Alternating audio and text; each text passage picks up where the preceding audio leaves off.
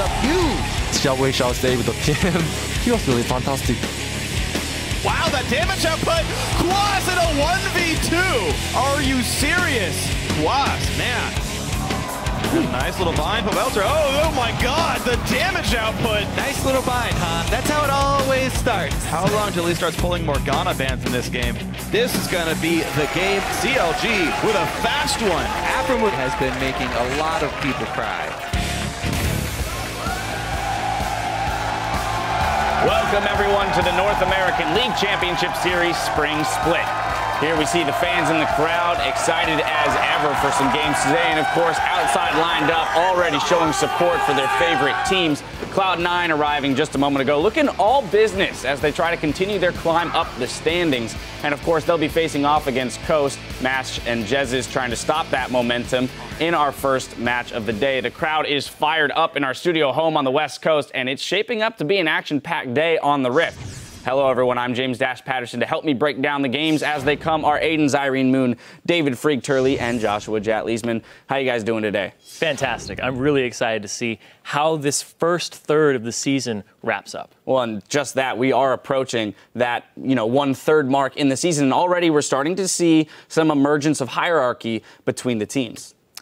Yeah, I think CLG is the team that I have my eye on the most here because they've kind of come together underneath their leadership and really seem like a cohesive unit. They seem more like a team than any other team currently in the LCS. Aframu is making plays around the map. Xmithy is doing a good job in the jungle. Link is looking in top performance, save for every now and then he'll have a little slip up. And Zion, in addition to the roster, is causing pressure that they sorely needed on that top lane. Yeah, I mean, CLG fans are having flashbacks to all the other times they thought CLG was going to be a great team. This time, though, it does actually seem more promising. The team I'm paying attention to right now, though, is TSM, only because they are actually the defending champions, and if not for the offseason slip-up, this would almost be a continuation of their run in the playoffs last year.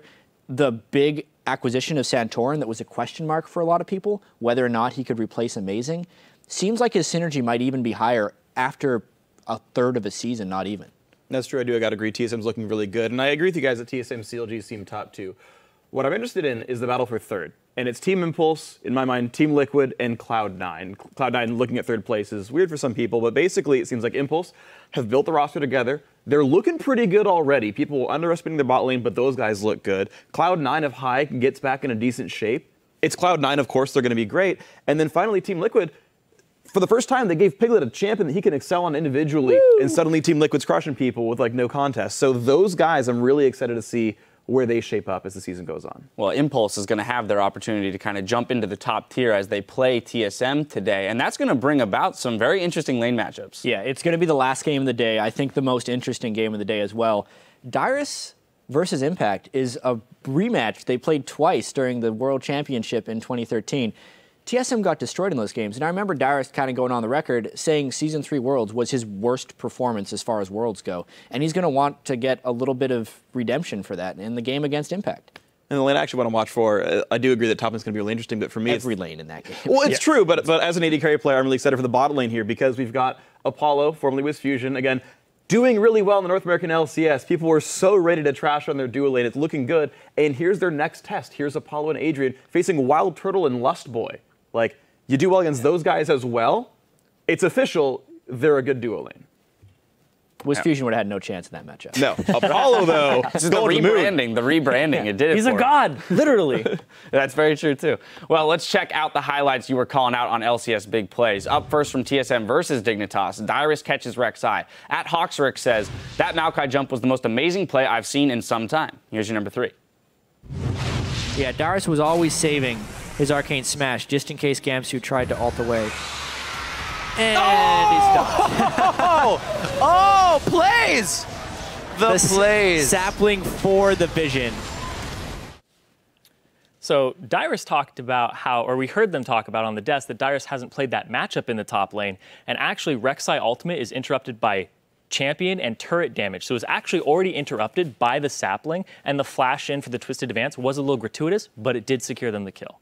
Yeah, absolutely. He almost escaped after that, even so. So it definitely was looked like the flash Root was what stopped it. Yeah, most TPs are interrupted by roots, but it's just damage because it's a 1.5-second channel. It's too quick to kind of react to. I also learned that Rek'Sai is a female void monster. Really? Yeah. I feel like you learned that every week, Chad. It's Jad's one been, of those things. Jad's been struggling with that concept for quite some time now. Day 15. Some people say Jad is still calling Rek'Sai male. Well, hey, he's got it, though. Look, Yeah. he's owning up to it. I like it. And then from Gravity versus Team Impulse, at Avijantantu says, oh!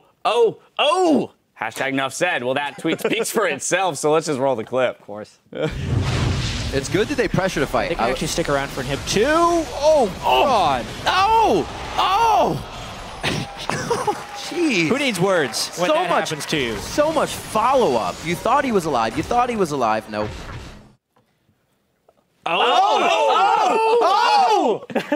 Honestly, There it is. it caught a lot of us off guard, I think. Yeah. was the big thing. man, Especially but- Rip. Rip especially was caught off guard. The coordination they had there, you know, they all speak English in their chat, in their comms, but they just sent down all the ultimates speaking the same language there. Yeah, they were spoken pirate. R for all of them. Nope. Nope. That was You're darn right. And your number...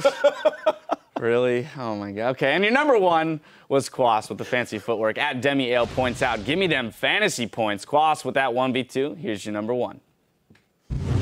Careful though for Quas. He's a bit alone. Will root Chris, dodge the stun, but now he's gotten time for Impaler to show up. His There's no tunnels here either. Ooh, self-ult to dodge the knockup. E's got to be up by now. It is. But he might just kill Impaler the whole time. Wow, that damage output! Quas in a 1v2! The timely ultimate on himself, not taking the Q damage from Jarvan. And we always talk about if you miss the EQ for Jarvan, you're going to be in big trouble. Quas sees the kill opportunity by flashing back and flashes back in for it.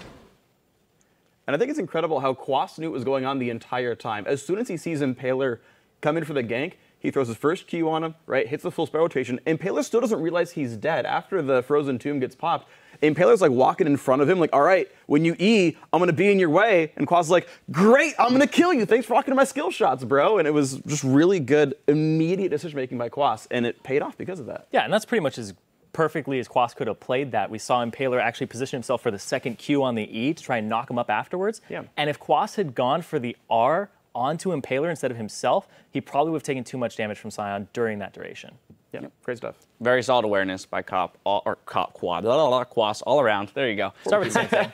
Keep sharing your LCS big plays today, and if you're hoping to see your tweet on the PTL show, rather, use the hashtag #ThePenta. Now, to remind everyone where the teams are, let's pull up the standings. In first place, it's Counterlogic Gaming and Team Solamid. Following from first, it's Gravity, who joins Impulse and Liquid in the tie for third. In sixth, it's another three-way tie with Cloud9, Team 8, and Winterfox. Then Coast and Team Dignitas are sitting in last. Up first on the Rift today, it's going to be Cloud9 versus Coast. After that, then we're going to have Counterlogic Gaming with Gravity, and we'll conclude the week with TSM versus Team Impulse. Now, players are always looking for champs or dangerous combinations that will give their team the edge. Well, in the offseason, the game got a little jolt from Little Champion with some major rage issues.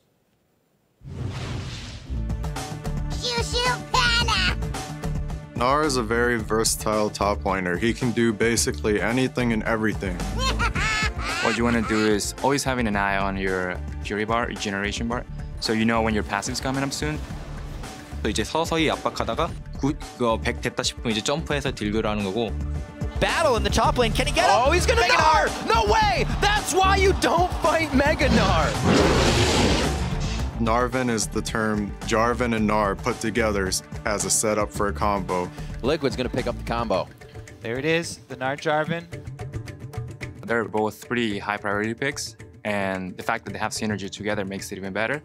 And if generally one team picks one, then the other team should deny the other one, so they don't have that strong combo potential. Narvan's engage potential is huge. It's really easy to clump everybody up with the Jarvan ultimate and then just hit the Gnar ultimate off of that and just clean up. You need to be very, very wary of flanks when playing against Narvan, because if they flank you out of nowhere and you're not ready for the combo, you'll just get CC'd for a really, really long time. It's a pretty telegraphed kind of initiate. So you see Gnar, he's powering up and he gets in his mega farm. The moment you see him mega farm, you just run as far away as you can and don't fight. And then once the Gnar is out of his mega farm, that's when you fight and try to engage on them then. Gnar is He's pretty strong champion right now, but he's not that strong when he's a mini Gnar. It's not something that's going to make or break the game. It's just a very neat combo and, you know, a very neat trick that will help you do more in the game.